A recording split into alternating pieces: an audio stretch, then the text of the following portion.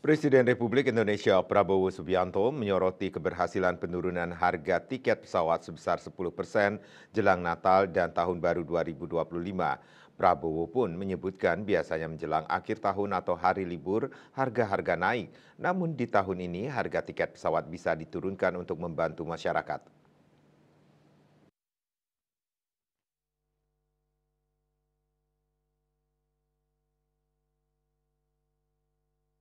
Prabowo dalam pengantar sidang Kabinet Paripurna di Istana Negara Jakarta pun mengapresiasi semua pihak yang mewujudkan penurunan harga tiket pesawat itu. Mungkin pertama kali dalam beberapa tahun Indonesia bisa menurunkan tiket pesawat. Biasanya menjelang akhir tahun atau hari libur harga-harga naik. Kini Indonesia bisa turunkan sedikit harga tiket pesawat untuk membantu masyarakat.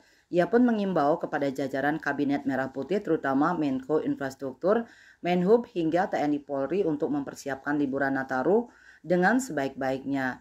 Persiapan untuk akhir tahun libur Nataru 2025 ditekankan Prabowo memerlukan koordinasi lintas kementerian lembaga. Adapun Prabowo berharap untuk pengamanan Nataru nantinya semua pihak bisa bekerja sama dengan baik dan berjalan dengan lancar. Masyarakat bisa menghadapi tahun baru dengan aman, tertib, dan lancar.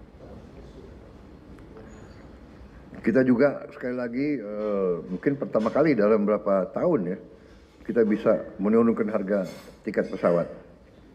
Biasanya menjelang akhir tahun atau hari libur harga-harga naik, kita bisa turunkan sedikit tiket pesawat untuk membantu masyarakat dan rakyat kita.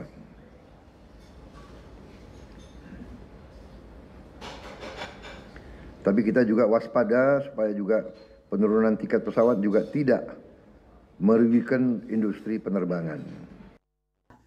Terakhir, Presiden Prabowo kembali menekankan pentingnya keberlanjutan kebijakan yang telah dirintis oleh Presiden Joko Widodo. Ia berkomitmen untuk memperbaiki sistem dan kebijakan yang ada demi kesejahteraan rakyat. Dia Dewi Bali Pos melaporkan.